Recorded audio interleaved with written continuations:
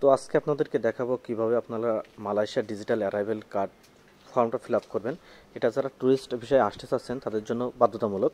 তো প্রথমে আপনাদের যেটা করতে হবে সেটা আপনার ডিজিটাল অ্যারাইভেল কার্ডের যে ওয়েবসাইট আছে, এমডিএসির যে ওয়েবসাইট আছে সেটাতে লগ ইন করতে হবে, সেটাতে ঢুকতে হবে আর কি। তো আমি ওয়েবসাইটটা লিখছি, অবশ্যই আমি আপনার ডিসক্রিপশন বক্সে ওয়েবসাইটের অ্যাড্রেসটা দিয়ে রাখবো। আপনাদের জানিয়ে রাখি, অনেক ফেক এমডিএসের ওয়েবসাইট বেরোয়ছে, সেগুলোতে আপনারা ঢুকবেন, আমি ডেসক্রিপশনে দিয়ে দেবো, সেখান থেকে আপনারা এটা ফিল আপ করবেন।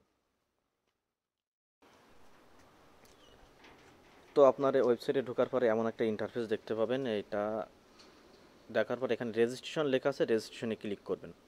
রেজিস্ট্রেশনে ক্লিক করার পরে এখানে আপনার নাম, passport number, date of birth, আপনার পাসপোর্ট এক্সপায়ার ডেট, আপনার ন্যাশনালিটি সব কিছু ফিল আপ করতে হবে সুন্দরভাবে। এগুলো ভুল হলে চলবে না, সব কিছু আপনার দেখে ফিল আপ করতে হবে। আমি এগুলো ফিল আপ করছি, আপনারা দেখে নেন। এখানে সব কিছু এ টু জেড আমি আমার মতন ফিল আপ করছি। দেন পাসপোর্টে এক্সপায়ার ডেট দেওয়ার পর আপনার ইমেল অ্যাড্রেস, যে ইমেলে আপনার এমডিএসি যে ফিল আপ করছেন তার কপিটা চলে যাবে।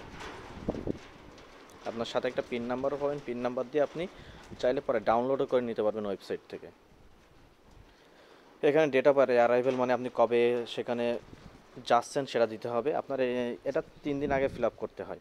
যাওয়ার 3 দিন আগে ফিল আপ করতে পারবেন, মানে যার আগের দিনও ফিল আপ করতে পারবেন, 1 ঘন্টা আগেও ফিল আপ করতে পারেন, সমস্যা না। কিন্তু সর্বোচ্চ 3 দিন আগে ফিল আপ করতে পারবেন, এর আগে আপনি করতে পারবেন না। তো এবং এখান থেকে মালয়েশিয়া থেকে কবে বেরোবেন, ডিপার্চার করবেন কবে, সেটা এখানে দিবেন। পাসপোর্টে আপনার দিতে হবে আপনি যে এয়ারলাইন্সে আছেন সেই এয়ারলাইন্স নাম্বারটা এখানে দেখতে পাচ্ছেন। আমি ইউএস বাংলায় যাচ্ছি, ইউএস বাংলার এয়ারলাইন্সের নাম্বারটা দিয়ে দিলাম এখানে।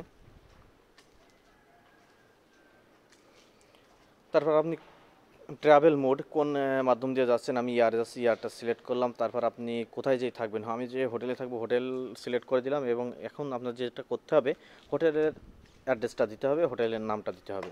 তো আমি বুকিং.com থেকে একটা হোটেল বুক করছি, সেটার অ্যাড্রেস এখন এখানে দিব।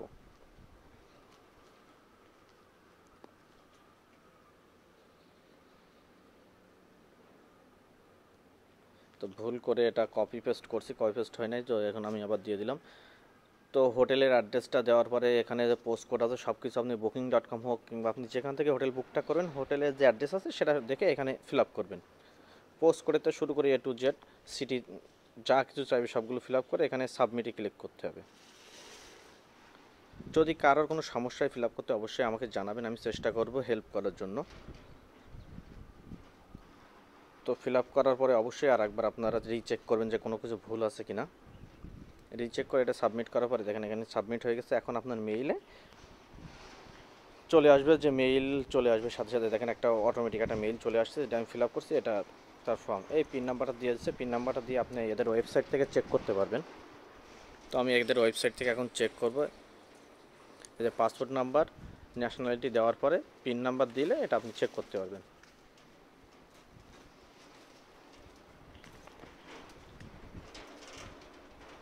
আমি আগে অনেক কয়বার এটা ফিল আপ করছি, মানে অনেক কয়বার মালয়েশিয়া ট্রাভেল করছি, যার কারণে অনেকগুলো শো করছে এখানে। তো লাস্ট যেটা আছে সেটা আমি ডাউনলোড করবো এখান থেকে।